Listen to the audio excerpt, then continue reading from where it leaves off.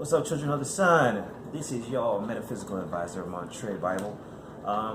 Had a few people ask me about the ancestors and what do you do if you don't really know your ancestors, okay? Or what if you didn't like them? And so I want to explain that a little bit and give you a little insight.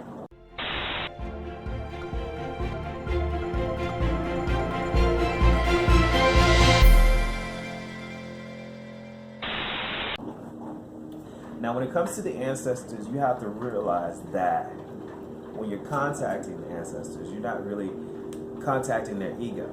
Let me explain. There's about your consciousness. You have your conscious ego, or your main consciousness, and that's what you think with, and this is what you learn your day to day. This is what you're using every day. Your ego also reacts off of survival, off of fear, trying to give you the best thing, but usually it's all about me, and nothing else. And your ego is very limited, although your ego wants to know things. Your ego doesn't like to be out of the loop. So a lot of people work out of their ego to survive day to day. And you have your subconscious. And your subconscious is more of the feminine energy of your mind. It's very receptive. It never shuts off. It's what you dream with. It's what receives messages when you listen to music. It takes the subliminal messages. It's the hypnotic mind. It's suggestible. So you have to really watch what you put inside your mind, because the subconscious mind is always listening. And then there's the higher mind, and the higher mind is neither male or female. It is the highest part of yourself. It's the part of you that connects you to the all. Everybody is a part of the higher mind. It's the Akashic records. It's all of that. So when your ancestors move on, you're contacting the higher mind of your ancestors. So in this case, the higher mind is not limited to those experiences that they went through in their life. So even if they were, let's say, you're an asshole, just without lack of a better term.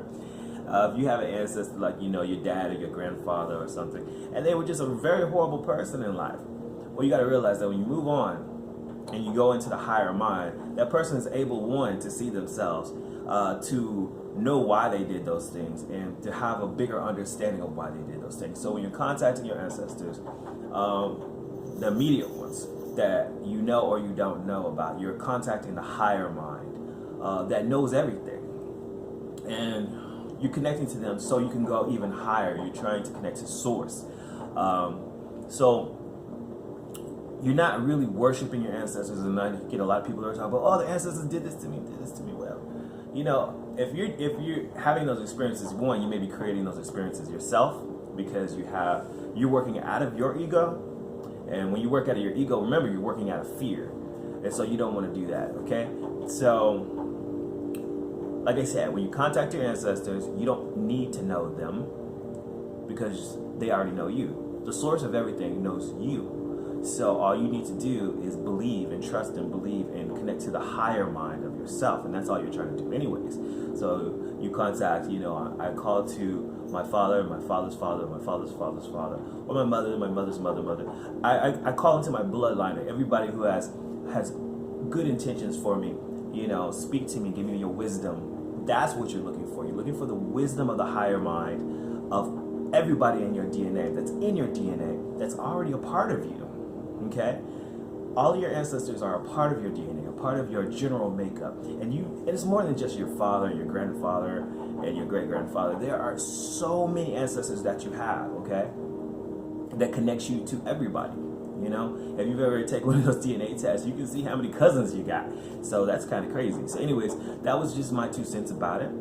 Remember, make something happen, make your reality happen, because if you don't do it, then who will?